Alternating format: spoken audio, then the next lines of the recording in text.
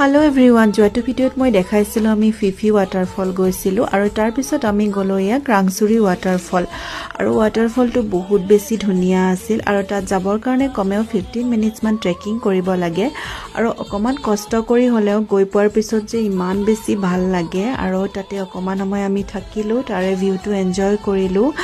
aru okoman dukh lagisil jehetu ami dress loi joa nasilu he karone ami swimming koribo nwarilu